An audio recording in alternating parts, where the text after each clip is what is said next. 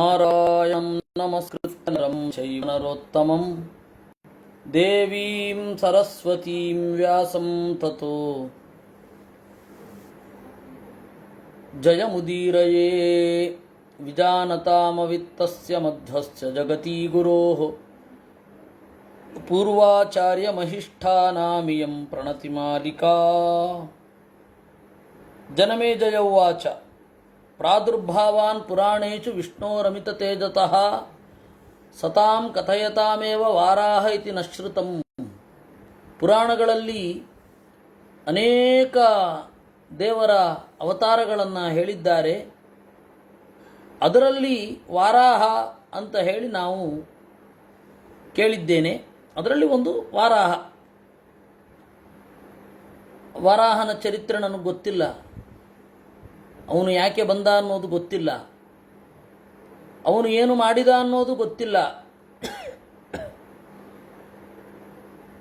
ಏಕಾಗಿ ಅವನ ಅವತಾರ ಆಯಿತು ಇತ್ಯಾದಿಗಳು ಯಾವುದು ಗೊತ್ತಿಲ್ಲ. ವರಾಹ ಅಂದರೆ ಏನದು? ಆ ಮೂರ್ತಿ ಹೇಗಿತ್ತು? ಅವನ ನಡೆ ಏನು? ಅವನ ಪ್ರಭಾವ ಏನು? ಎಲ್ಲವನ್ನೂ ಹೇಳಬೇಕು. ಈ ಹಿಂದೆ ನಾನು ಯಜ್ಞದಲ್ಲಿ ವರಾಹನ ಬಗ್ಗೆ ಬಹಳಷ್ಟು ಕೇಳಿದ್ದೇನೆ. ಅಲ್ಲಿಯ ಪುರೋಹಿತರು ಮೊದಲಾದವರು ಮಾತನಾಡುವಾಗ ವರಾಹನ ಬಗ್ಗೆ ಕೇಳಿದ್ದೇನೆ.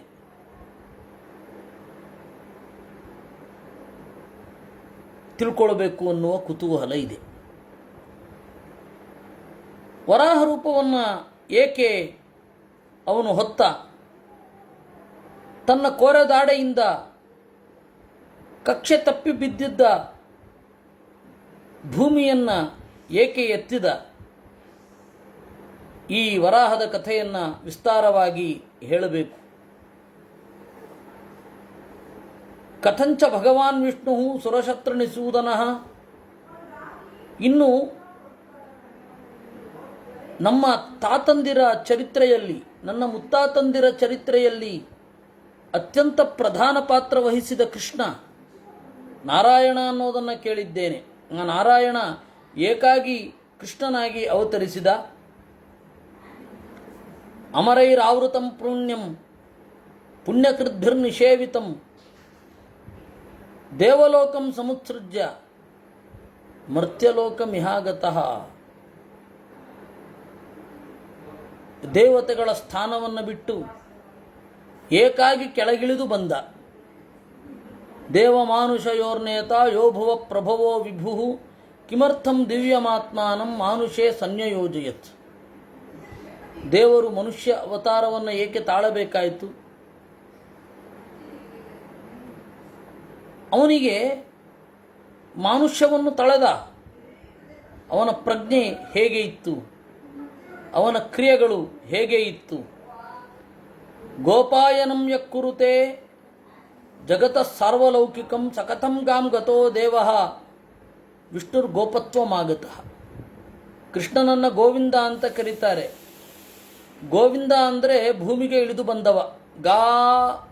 ಗಾಂ ಭೂಮಿಯನ್ನು ಕುರಿತು, ವಿಂದತೆ ಇಳಿದು ಬಂದವ ಗೋವಿಂದ. ಎಲ್ಲವನ್ನ ಗರ್ಭದಲ್ಲಿ ಹೊತ್ತವ, ಎಲ್ಲವನ್ನ ತನ್ನ ಹೊಟ್ಟೆಯೊಳಗಡೆ ಇಟ್ಟುಕೊಂಡವ, ಬೇರೆಯವರ ಬಸಿರಲ್ಲಿ ಹೇಗೆ ಬಂದ? ಇದೆಲ್ಲವನ್ನು ನನಗೆ ಹೇಳಬೇಕು. ಈ ತರಹದ ನನ್ನ ಪ್ರಶ್ನೆಗಳಿಗೆ ದಯವಿಟ್ಟು ಉತ್ತರ ಕೊಡಬೇಕು ಅಂತ ಹೇಳಿ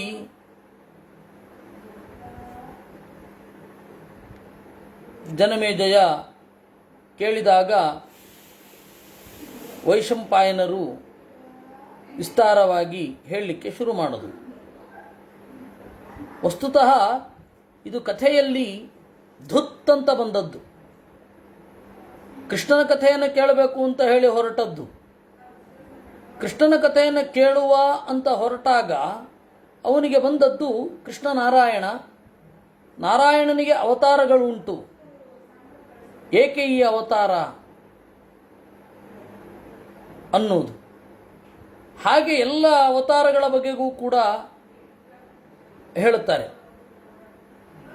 ಎಲ್ಲ ಅವತಾರಗಳ ಬಗೆಗೆ ಅಲ್ಲಿ ಅಲ್ಲಿ ಅಧ್ಯಾತ್ಮಾರ್ಥವನ್ನು ಚಿಂತನೆ ಮಾಡುತ್ತಾರೆ. ಈಗ ಉದಾಹರಣೆಗೆ ತ್ರಿವಿಕ್ರಮ, ದೇವರು ತ್ರಿವಿಕ್ರಮ ಅಂದರೆ ಏನು?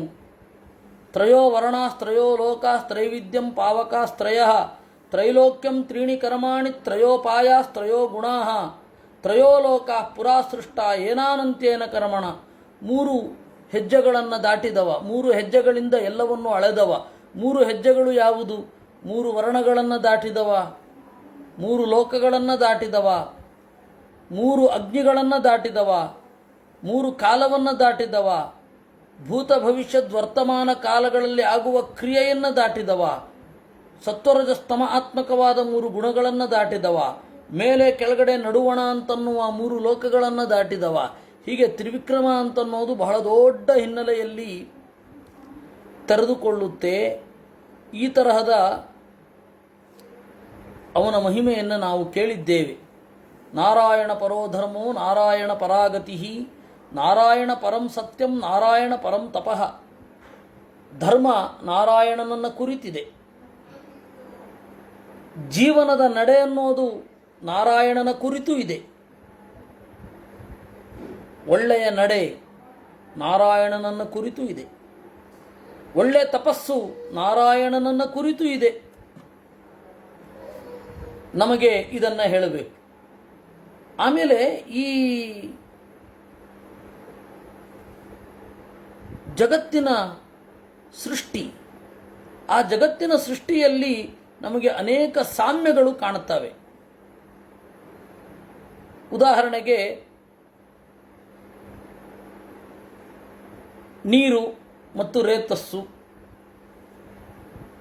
ಮಾಂಸ ಮತ್ತು ಭೂಮಿಯ ಒಳಗಡೆ ಇರುವ ಮಿದುವಾದ ಭಾಗ, ಪರ್ವತ ಮತ್ತು ಮೂಳೆ, ಈ ತರಹದ ಸಾಮ್ಯಗಳು, ದೇಹದ ಒಳಗಡೆ ಇರುವ ಧಾತುಗಳು ಮತ್ತು ಪ್ರಪಂಚದಲ್ಲಿ ಹೊರಗಡೆ ಕಾಣುವಂತಹ ಧಾತುಗಳು, ಇದೆಲ್ಲವನ್ನೂ ಕೂಡ ನಮಗೆ ಕಾಣ್ತಾ ಇದೆ.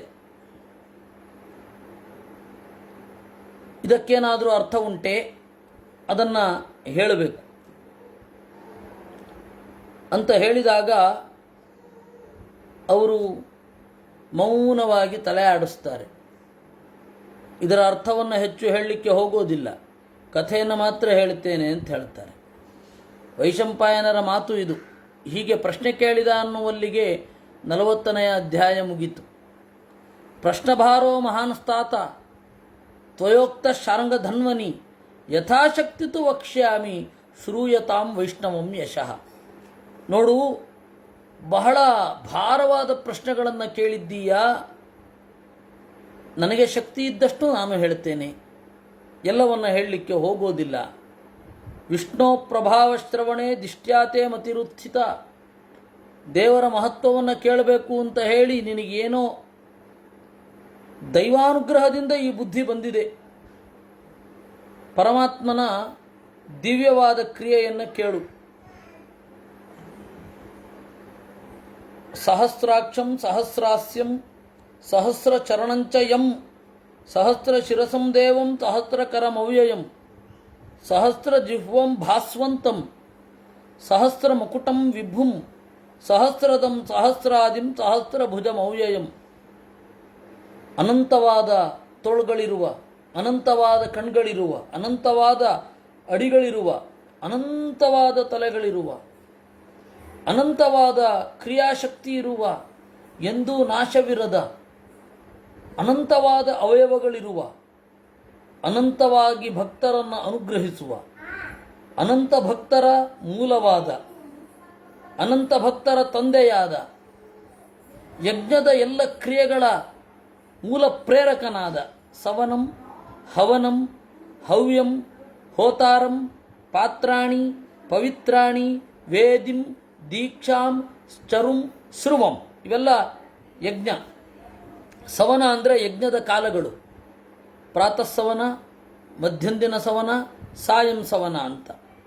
ಇನ್ನು ಹವ್ಯ, ಯಾವ ಶ್ರೇಷ್ಠವಾದ ವಸ್ತುವನ್ನು ಹೋಮ ಮಾಡಬೇಕು, ಅದು ಹವ್ಯ. ಹವನಂ ಅಂತಂದರೆ ದೇವರನ್ನು ಕರೆಯುವ ಪ್ರಕ್ರಿಯೆ ಹವನ ಅಂತ. ಹವನ ಅಂದರೆ ದೇವರ ಹೆಸರು ಹಿಡಿದು ಕೂಗೋದು ಅಂತ. ಇನ್ನು ಹೋತ, ಹೋತ ಅಂತಂದರೆ ದೇವರನ್ನು ಕರೆಯುವವ. ಪಾತ್ರಾಣಿ, ಮರದ ಪಾತ್ರೆಗಳು, ಯಜ್ಞಕ್ಕೆ ಬೇಕಾದ ಮರದ ಪಾತ್ರೆಗಳು. ಪವಿತ್ರ ಅಂತಂದರೆ ದರ್ಭೆ. ವೇದಿ ಅಂದರೆ ಕುಂಡ, ಕುಂಡ ಇರುವ ಜಾಗ ವೇದಿಕೆ, ಗೊತ್ತಾಯ್ತಲ್ಲ. ವೇದಿಕೆ ಅಂತ ಯಾಕೆ ಹೇಳ್ತಾರೆ ಕನ್ನಡದಲ್ಲಿ ಅಂತ. ಇನ್ನು ದೀಕ್ಷೆ, ಚರು ಅಂತ ಹೇಳಿದರೆ ಅನ್ನ ಮೊದಲಾದವುಗಳು. ಸ್ರುವ ಅಂತಂದರೆ ಹೋಮಿಸುವಂತಹ ಒಂದು ಉಪಕರಣ, ಚಮಚದ ತರಹ ಇರುತ್ತೆ. ಸೃಕ್, ಸ್ರುವ.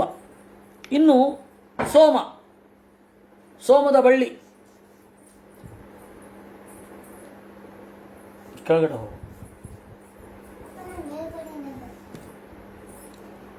ಸೃಕ್, ಸ್ರುವಂ. ಆಮೇಲೆ ಶೂರ್ಪ, ಶೂರ್ಪ ಅಂತಂದರೆ ಮೊರ ಅಂತ ಹೇಳ್ತಾರಲ್ಲ ಅದು. ಮುಸಲ ಅಂತಂದರೆ ಭತ್ತವನ್ನು ಕುಟ್ಟಿ, ಅದೊಂದು ಮಂತ್ರ ಇದೆ. ಅದೊಂದು ಮಂತ್ರವನ್ನು ಹೇಳ್ತಾ ಹೆಣ್ಮಕ್ಕಳು ಮತ್ತು ಗಂಡು ಮಕ್ಕಳು ಭತ್ತವನ್ನು ಕುಟ್ಟಬೇಕು. ಹೊಟ್ಟು ಆಚೆ ಹೋಗಿ ಅಕ್ಕಿ ಮಾತ್ರ ಉಳಿಯುತ್ತೆ. ಅದರಿಂದ ಏನು ಮಾಡಬೇಕು, ಅನ್ನವನ್ನು ಮಾಡಿ ಈ ಒಂದು ವಿಶಿಷ್ಟವಾದ ಮಂತ್ರ ಇದೆ. ಆ ಮಂತ್ರದಿಂದ ಆ ಚರುವನ್ನು ತಯಾರು ಮಾಡಿ ಅದರಲ್ಲಿ ಹವಿಸ್ಸನ್ನು ಹಾಕಬೇಕು. ಇದೆಲ್ಲ ಸೃಕ್, ಸ್ರುವ, ಶೂರ್ಪ, ಮುಸಲ, ಪ್ರೋಕ್ಷಣ ಅಂತ. ಪ್ರೋಕ್ಷಣ ಅಂತಂದರೆ ದ್ರವ್ಯ ಶುದ್ಧಿಗಾಗಿ ಸಿಂಪಡಿಸೋದು. ಅದು ಯಜ್ಞದ ಕ್ರಿಯೆ ನಮ್ಮ ದೈನಂದಿನ ಊಟದಲ್ಲಿ ಇಳಿದು ಬಂದಿದೆ, ಅದು ಪ್ರೋಕ್ಷಣ ಅಂತ. ಇನ್ನು ಅಧ್ವರ್ಯು ಅಂತಂದರೆ ಯಜುರ್ವೇದದ ಪುರೋಹಿತ. ಸಾಮಗ, ಅವನು ದೇವತೆಗಳನ್ನು ಕರೆದು ಆಹುತಿ ಕೊಡುವಾಗ ಅವನು ರಾಗವಾಗಿ ಸಾಮವನ್ನು ಹಾಡ್ತಾ ಇರಬೇಕು. ಸದಸ್ಯ ಅಂದರೆ ಯಜ್ಞದಲ್ಲಿ ಕುಳಿತು ನೋಡುವವ. ಸದಸ್ ಅಂತಂದರೆ ಯಜ್ಞ ನಡೆಯುವ ಜಾಗ. ಯೂಪ ಅಂತಂದರೆ ಬಲಿಗಂಬ. ಸಮಿತ್, ಕುಶ. ದರ್ವಿ ಅಂತಂದರೆ ಸೌಟು. ಚಮಸ ಅಂತಂದರೆ ಪಾನಪಾತ್ರೆ. ಮುಸಲ ಅಂದರೆ ಒನಕೆ. ಉಲೂಖಲ ಅಂತಂದರೆ ಒರಳು. ಯಜ್ಞಭೂಮಿ, ಚಯನ, ಇವುಗಳನ್ನೆಲ್ಲವನ್ನೂ ಕೂಡ ನಿರ್ಮಾಣ ಮಾಡಿದವ. ಇದು ಎಲ್ಲ ವರಾಹರೂಪಿ ಪರಮಾತ್ಮನಿಂದ ಬಂದದ್ದು. ಯಜ್ಞದ ಸಾಮಗ್ರಿಗಳನ್ನು ಸೃಷ್ಟಿ ಮಾಡಿದವ ಯಜ್ಞವರಾಹ ಅಂತ ಅವನ ಹೆಸರು. ತಸ್ಯ ವಿಷ್ಣು ಸುರೇಶಸ್ಯ ಶ್ರೀವತ್ಸಾಂಕಸ್ಯ ಧೀಮತಃ. ಮತ್ತೆ ಇವನ ಅವತಾರ ಪೂರ್ತಿ ಹೇಳಲಿಕ್ಕಾಗೋದಿಲ್ಲ, ಏಕೆಂದರೆ ಈ ಕಾಲಕ್ಕೆ ಬೇಕಾದ ರೂಪಗಳನ್ನು, ಅವತಾರಗಳನ್ನು ಹೇಳ್ತಾರೆ ವಿನಃ ಎಷ್ಟೆಷ್ಟು ರೂಪ ಇದೆಯೋ ಅವೆಲ್ಲವನ್ನು ಹೇಳೋದಿಲ್ಲ. ಅದು ಕ್ರಮವೇ ಹಾಗೆ. ಮುಂದೆಯೂ ಎಷ್ಟೋ ಆಗ್ತವೆ. ಯತ್ಪೃಚ್ಛಸಿ ಮಹಾರಾಜ ಪುಣ್ಯಾಂ ದಿವ್ಯಾಂ ಕಥಾಂ ಶುಭಾಂ. ಆದರೆ ನೀನೇನು ಕಥೆ ಕೇಳ್ತಿ ಅದನ್ನು ನಾನು ಹೇಳ್ತೇನೆ. ದೇವರು ಅವತಾರ ಮಾಡೋದು ಏಕಾಗಿ ಅಂತ, ಅದನ್ನು ಒಂದು ಸ್ವಲ್ಪ ನಾನು ಹೇಳ್ತೇನೆ. ಹಿತಾರ್ಥಂ ಸುರಮರ್ತ್ಯಾನಾಂ ಲೋಕಾನಾಂ ಪ್ರಭವಾಯ ಚ ಬಹುಚ ಸರ್ವಭೂತಾತ್ಮ ಪ್ರಾದುರ್ಭವತಿ ಕಾರ್ಯತಃ. ಏನೋ ಒಂದು ಕೆಲಸ ಇದ್ದರೆ ಭೂಮಿಗೆ ಇಳಿದು ಬರೋದು ದೇವರು. ಆ ಕೆಲಸ ಏನು? ಹಿತಾರ್ಥಂ ಸುರಮರ್ತ್ಯಾನಾಂ, ದೇವತೆಗಳ ಮತ್ತು ಮನುಷ್ಯರ ಹಿತಕ್ಕಾಗಿ. ವಸ್ತುತಃ ದೇವತೆಗಳು ನೇರವಾಗಿ ದೇವರ ಅನುಗ್ರಹವನ್ನು ಪಡೆದು ಬಿಡುತ್ತಾರೆ. ಆದರೆ ದೇವತೆಗಳು ಮನುಷ್ಯರೂ ಉದ್ಧಾರ ಆಗಬೇಕು ಅಂತ ಬಯಸ್ತಾರೆ. ಅದಕ್ಕಾಗಿ ದೇವರು ಇಳಿದು ಬರೋದು. ಇಲ್ಲಾಂದರೆ ದೇವರು ಇಳಿದು ಬಂದು ಕೆಲಸ ಮಾಡಬೇಕಾಗಿಲ್ಲ. ಲೋಕಾನಾಂ ಪ್ರಭವಾಯ ಚ, ಈ ಜಗತ್ತು ಒಂದು ಒಳ್ಳೆಯ ದಾರಿಯಲ್ಲಿ ನಡೆಯಬೇಕು. ಅದಕ್ಕೆ ಪ್ರಭವ ಅಂತ ಕರೀತಾರೆ. ಬಹುಶಃ ಮೋಸ್ಟ್ಲಿ ದೇವರು ಇದಕ್ಕಾಗಿ ಚೆನ್ನಾಗಿ ಪರ್ಫೆಕ್ಟಾಗಿ ಹೇಳಬೇಕು ಅಂದರೆ ಕಾರ್ಯತಃ ಯಾವುದೋ ಒಂದು ಕೆಲಸ ಇಟ್ಟುಕೊಂಡು ಅವತಾರ ಮಾಡ್ತಾನೆ. ಪ್ರಾದುರ್ಭಾವಾಂಶ್ಚ ವಕ್ಷ್ಯಾಮಿ ದಿವ್ಯಾನ್ ಪುಣ್ಯಾನ್ ಗುಣ ಇರಿಯುತ್ತಾನ್. ದೇವರ ಅವತಾರ ಏನಿದೆ ದಿವ್ಯ ಅಲೌಕಿಕ, ಮತ್ತೆ ಪುಣ್ಯಗುಣ ಇರುತ್ತಾನ್, ಮನಸ್ಸನ್ನು ಪವಿತ್ರಗೊಳಿಸುವ ಗುಣಗಳಿಂದ ಕೂಡಿದೆ. ಅದನ್ನು ಹೇಳ್ತೇನೆ. ಶುಚಿಪ್ರಯತವಾಗ್ಭೂತ್ವ ನಿಬೋಧ ಜನಮೇಜಯ. ಶುಚಿಯಾಗಿರು, ಮಾತನ್ನು ನಿಯಂತ್ರಿಸಿಕೊಂಡು ಹೇಳು. ಇದು ಅತ್ಯಂತ ಪವಿತ್ರವಾದದ್ದು, ಅತ್ಯಂತ ಹಳೆಯದ್ದು, ವೇದಗಳಿಗೆ ಸಮಾನ. ಆ ದೇವರ ಕಥೆಯನ್ನು ಹೇಳ್ತೇನೆ ಕೇಳು. ಯದಾ ಯದಾ ಹಿ ಧರ್ಮಸ್ಯ ಗ್ಲಾನಿರ್ಭವತಿ ಭಾರತ ಧರ್ಮ ಸಂಸ್ಥಾಪನಾರ್ಥಾಯ ತದಾ ಸಂಭವತಿ ಪ್ರಭು. ಗೀತೆಗೆ ಸಿಮಿಲರ್ ಆದ ಶ್ಲೋಕ. ಯಾವಾಗ ಯಾವಾಗ ಧರ್ಮ ಕುಸಿದು ಹೋಗುತ್ತೆ, ಆ ಧರ್ಮವನ್ನು ಮತ್ತೆ ನಿಲ್ಲಿಸಲಿಕ್ಕೆ ದೇವರು ಬರ್ತಾನೆ. ಅವನು ಸುಪ್ತಾಯುಗ ಸಹಸ್ರಂಚ, ಒಂದು ಪ್ರಳಯಕ್ಕೆ ಮತ್ತೆ ಒಂದು ಸೃಷ್ಟಿಗೆ ಒಂದು ಸ್ವಲ್ಪ ಸಮಯವನ್ನು ಬಿಡ್ತಾನೆ. ಆಮೇಲೆ ಎಲ್ಲ ದೇವತೆಗಳನ್ನು ಹುಟ್ಟಿಸ್ತಾನೆ. ಯಾವಾಗ ಮತ್ತೆ ಸೃಷ್ಟಿಯಾಯಿತು, ಎಲ್ಲರೂ ಸಾಧನೆ ಮಾಡಬೇಕು. ಭೂಮಿಯ ಮೂಲಕವೇ ಸೃಷ್ಟಿ ಸಾಧನೆ ಮಾಡೋದೆಲ್ಲರೂ ಕೂಡ. ಭೂಮಿ ಅನ್ನೋದು ಎಲ್ಲರ ಸಾಧನೆಯ ಕೇಂದ್ರ ಬಿಂದು. ಒಳ್ಳೆಯವರು ಕೆಟ್ಟವರು ಭೂಮಿಯಲ್ಲೇ ಬಂದು ಕೆಟ್ಟವರು ಕೆಟ್ಟದ್ದನ್ನು ಸಾಧನೆ ಮಾಡಬೇಕು, ತಮ್ಮ ದುಃಖದ ಕಡೆಗೆ ವೇಗವಾಗಿ ಸಾಗಬೇಕು. ಸಜ್ಜನರು ಈ ಭೂಮಿಯಲ್ಲೇ ಬಂದು ಸುಖದ ಕಡೆಗೆ ಸಾಗಬೇಕು. ಇದು ಒಂದು ನಿಯಮ. ಈ ನಿಯಮದ ಹಿನ್ನೆಲೆಯಲ್ಲಿ ಭೂಮಿಯನ್ನು ಮೊದಲು ಸೃಷ್ಟಿ ಮಾಡಬೇಕಲ್ವಾ? ಭೂಮಿ ಸೃಷ್ಟಿಯಾಗಿದೆ, ಆದರೆ ಕಕ್ಷೆ ತಪ್ಪಿ ಬಿದ್ದಿದೆ. ಕಕ್ಷೆ ತಪ್ಪಿ ಬಿದ್ದಾಗ ಅನೇಕ ತರಹದ ಸಮಸ್ಯೆಗಳು. ಒಂದು ಗ್ರಾವಿಟೇಷನ್ ಪವರ್ ಇರೋದಿಲ್ಲ. ಯಾವಾಗ ಈ ಸಂಕರ್ಷಣ ಶಕ್ತಿ ಇರೋದಿಲ್ಲ, ಆವಾಗ ಬೆಳೆ ಬೆಳೆಯೋದಿಲ್ಲ, ಈ ತರಹ ದುಡಿಬೇಕು ಅಂತ ಇಲ್ಲ, ಹಸಿವು ಹೀಗಾಗೋದಿಲ್ಲ, ದೇಹ ಅನ್ನೋದು ಗಟ್ಟಿಯಾಗಿ ಕಾಲಿನ ಭೂಮಿಯ ಮೇಲೆ ನೆಲದ ಮೇಲೆ ಕಾಲೂರಿರಲಿಕ್ಕಾಗಲ್ಲ, ಈ ತರಹದ್ದೆಲ್ಲ ಹಲವಾರು ಸಮಸ್ಯೆ. ಆ ಸಂದರ್ಭದಲ್ಲಿ ಬ್ರಹ್ಮದೇವರು ಕಕ್ಷೆ ತಪ್ಪಿ ಬಿದ್ದಿರುವ ಭೂಮಿಯನ್ನು ಹೇಗೆ ಉದ್ಧಾರ ಮಾಡೋದು ಅಂತ ಕಣ್ಮುಚ್ಚಿದಾಗ ಮೂಡಿಬಂದವ ವರಾಹ. ವಾರಾಹಸ್ತು ಶ್ರುತಿಮುಖಃ ಪ್ರಾದುರ್ಭಾವೋ ಮಹಾತ್ಮನಃ ಯತ್ರ ವಿಟ್ಟು ಸುರಶ್ರೇಷ್ಠೋ ವಾರಾಹಂ ರೂಪಮಾಸ್ಥಿತಃ. ಈ ವರಾಹ ರೂಪ ಶ್ರುತಿ ಸುಖ, ಕೇಳಲಿಕ್ಕೆ ಬಹಳ ಚಂದ. ವೇದಪಾದ ಅವನೇನು ಮಾಡಿದ? ಭೂಮಿಯನ್ನು ಹಿಡಿದೆತ್ತಿದ. ಭೂಮಿಯನ್ನು ಹಿಡಿದೆತ್ತಿದ ಮೇಲೆ ಭೂಮಿಯ ಒಳಗಡೆ ಯಜ್ಞವನ್ನು ಮಾಡಬೇಕು. ಆ ಯಜ್ಞವನ್ನು ಮಾಡಲಿಕ್ಕೆ ಅವನೇ ಸಾಮಗ್ರಿಗಳನ್ನು ಸೃಷ್ಟಿ ಮಾಡಿದ. ವೇದಪಾದ ಯೂಪದಂಷ್ಟ್ರ ಕ್ರತುದಂತಹ ಚಿತಿಮುಖ ಅಗ್ನಿಜಿಹ್ವೋ ದರ್ಭರೋಮ ಬ್ರಹ್ಮಚೀರುಚೋ ಮಹಾತಪಾಹ. ವೇದ ಅವನ ಅಡಿಗಳಿಂದ ಮೂಡಿಬಂತು.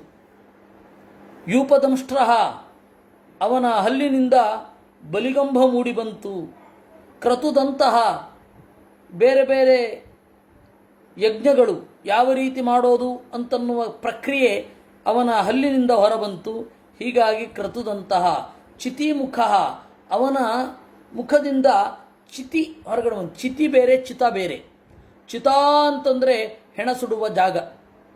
ಚಿತಿ ಅಂತಂದರೆ ಯಜ್ಞ ಮಾಡುವಾಗ ಅದೊಂದು ಕಡೆ ಮಂಡಲ ಮಾಡಲಿಕ್ಕಿದೆ. ಮಂಡಲಕರಣವನ್ನು ಚಿತಿ ಅಂತಾರೆ. ಈ ನಾನು ಚಿಕ್ಕವನಿದ್ದಾಗ ಸುಮಾರು 10 ವರ್ಷ ನನಗೆ ಚಿಟ್ಟೆ ಪೂಜುಣ ಅಂತ ಉಡುಪಿಯಲ್ಲಿ ಚಿಟ್ಟೆ ಪೂಜುಣ. ಚಿಟ್ಟೆ ಉಂಟು ಮಾರಾಯ ಅಲ್ಲಿ, ನೀನು ಕಾಲಿಡಬೇಡ. ನಾನು ಚಿಟ್ಟೆ ಎಲ್ಲಿದೆ ಅಂತ ಹುಡುಕೋದು, ನನಗೆ ಗೊತ್ತಿರಲಿಲ್ಲ ಆವಾಗ. ಈ ಚಿಟ್ಟೆ ಅಂತಂದರೆ ನೆಲವನ್ನು ಸಾರಿಸಿ ಮಂಡಲ ಮಾಡಿ ಆ ಮಂಡಲದಲ್ಲಿ ಶ್ರೀಕಾರವನ್ನು ಬರೆದು ಇಡೋದು. ಅದನ್ನು ಚಿಟ್ಟೆ ಅಂತ. ಈ ಚಿಟ್ಟೆ ಅಂತ ಯಾಕೆ ಕರೀತಾರೆ ಇವರು? ರೆಕ್ಕೆ ಇರಲ್ಲ, ಪುಕ್ಕ ಇರಲ್ಲ, ಅಥವಾ ಆ ಆಕಾರದಲ್ಲಿ ಬರೆಯಲ್ಲ. ಅದನ್ನು ಚಿಟ್ಟೆ ಅಂತ ಯಾಕೆ ಕರೀತಾರೆ ಅಂತ ನನಗೆ ಕುತೂಹಲ. ಆಮೇಲೆ ಗೊತ್ತಾಯಿತು, ಅದು ವೇದಾದಿಗಳಲ್ಲಿ ಹೇಳಿದ ಚಿತಿ ಉಡುಪಿಯವರ ಬಾಯಲ್ಲಿ ಚಿಟ್ಟೆ ಆಗಿದೆ ಅಂತ. ಹಾಗೆ ಚಿತಿಮುಖ, ಅವನ ಮುಖದಿಂದ ಚಿತಿ ಮೂಡಿ ಬಂತು. ಅಗ್ನಿಜಿಹ್ವ, ಬೆಂಕಿಯೇ ಅವನ ನಾಲಿಗೆಯಿಂದ ಬೆಂಕಿ ಬಂತು. ದರ್ಭರೋಮ, ಅವನ ರೋಮದಿಂದ ದರ್ಭೆ ಬಂತು. ಬ್ರಹ್ಮಶೀರ್ಷಃ, ಬ್ರಹ್ಮ ಅಂತಂದರೆ ಯಜ್ಞದಲ್ಲಿ ಅಥರ್ವವೇದದ ಪುರೋಹಿತ. ಈ ಅಥರ್ವವೇದದ ಪುರೋಹಿತನ ಕೆಲಸ ಏನು ಅಂದರೆ, ಯಜ್ಞದಲ್ಲಿ ಏನಾದರೂ ತಪ್ಪಾದರೆ ಅವನು ಮುನ್ನಡೆಸ್ತಾನೆ, ಸರಿ ಮಾಡ್ತಾನೆ, ಪ್ರಾಯಶ್ಚಿತ್ತವನ್ನು ಹೇಳ್ತಾನೆ. ಯಜ್ಞ ಹೇಗೆ ಮುಂದುವರಿಸಬೇಕು ಅಂತ ಗೊತ್ತಾಗದೆ ಹೋದರೆ ಬ್ರಹ್ಮನ ಕಡೆ ನೋಡ್ತಾರೆ. ಬ್ರಹ್ಮ ಇದೆಲ್ಲವನ್ನು ತಿಳಿದಿರಬೇಕು. ಅಥರ್ವವೇದದ ಪುರೋಹಿತ ನನ್ನ ಬ್ರಹ್ಮ ಅಂತ. ಅವನು 3 ಜನ ಅಸಿಸ್ಟೆಂಟ್ಸ್ ಇರ್ತಾರೆ. ಪ್ರತಿಯೊಂದು ವೇದದ ಪರವಾಗಿ 4 ಜನ ಇರ್ತಾರೆ. ಒಟ್ಟು 16 ದೊಡ್ಡ ಪುರೋಹಿತರು ಮಾಡುವಂತಹ ಯಜ್ಞ. ಅದರಲ್ಲಿ ಬ್ರಹ್ಮ ಅನ್ನುವ ತಲೆಯಿಂದ ಮೂಡಿಬಂದ, ದೇವರ ತಲೆಯಿಂದ. ಅಹೋರಾತ್ರೇ ಕ್ಷಣೋ ದಿವ್ಯ ವೇದಾಂಗ ಶ್ರುತಿಭೂಷಣ ಆಜ್ಯನಾಸ ಶ್ರುವಾತುಂಡ ಸಾಮಘೋಚಸ್ವನೋ ಮಹಾನ್. ಹಗಲು ರಾತ್ರಿಗಳು ಕಣ್ಗಳಿದ್ದ ಹಾಗೆ, ಅಂದರೆ ಸೂರ್ಯಚಂದ್ರರು ಮೂಡಿಬಂದರು ಅಂತ. ವೇದಾಂಗ, ಅವನ ಬೇರೆ ಬೇರೆ ಅಂಗಗಳಿಂದ ಷಡಂಗಗಳು ಮೂಡಿಬಂದವು. ಶ್ರುತಿಭೂಷಣ,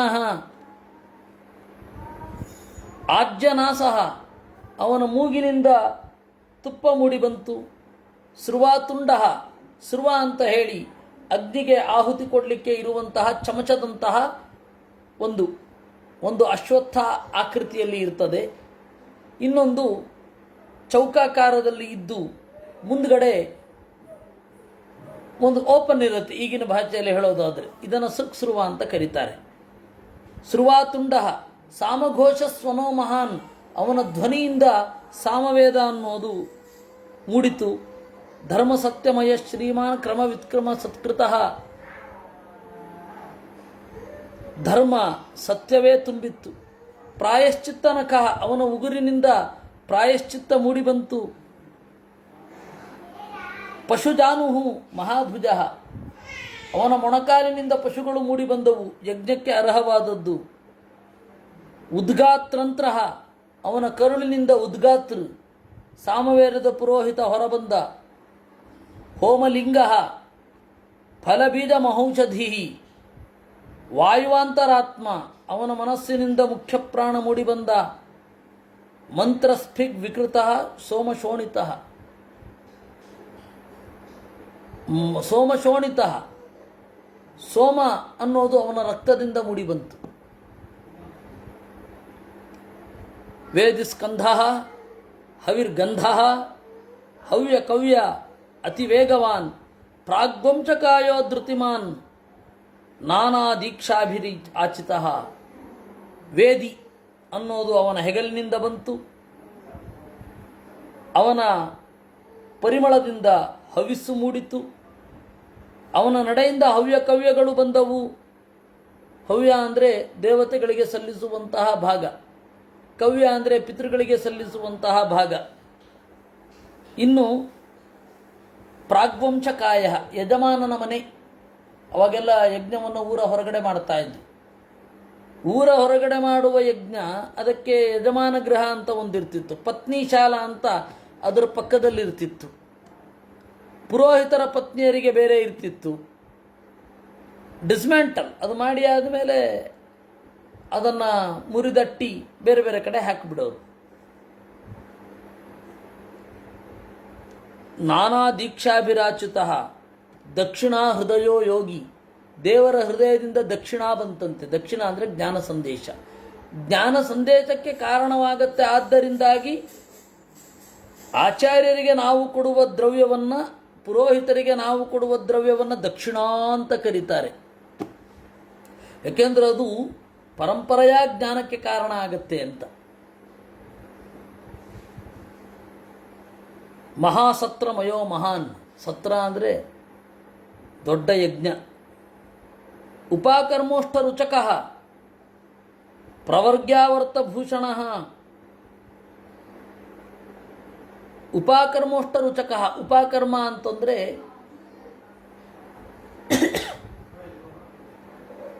ಅಧ್ಯಯನದ ರಿನೋವೇಷನ್, ಅದನ್ನು ಉಪಕರ್ಮ ಅಂತ ಕರೀತಾರೆ. ಪ್ರತಿ ಸರ್ತಿ ಹೊಸ ಹೊಸ ತರಹದ ಅಧ್ಯಯನ ಮಾಡೋದನ್ನು ಉಪಕರ್ಮ ಅಂತ. ಉಪಕರ್ಮ ಅಂತ ನಾವೇನು ಮಾಡ್ತೇವೆ, ಕೇವಲ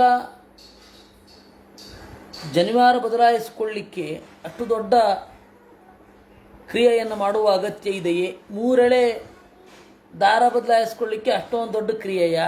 ಉಪಕರ್ಮ ಅಂದರೆ ಹಾಗಲ್ಲ, ಅದು ಅಧ್ಯಯನದ ಕ್ರಮ. 6 ತಿಂಗಳು ನಾನು ವೇದವನ್ನು ಓದ್ತೇನೆ, ಮತ್ತು ಇನ್ನು 6 ತಿಂಗಳು ವೇದಾಂಗವನ್ನು ಓದ್ತೇನೆ, ಮತ್ತು ಹೊಸದಾಗಿ ವೇದವನ್ನು ಚಿಂತನೆ ಮಾಡ್ತೇನೆ ಎನ್ನುವ ಪ್ರತಿಜ್ಞೆ, ಅದು ಉಪಕರ್ಮ.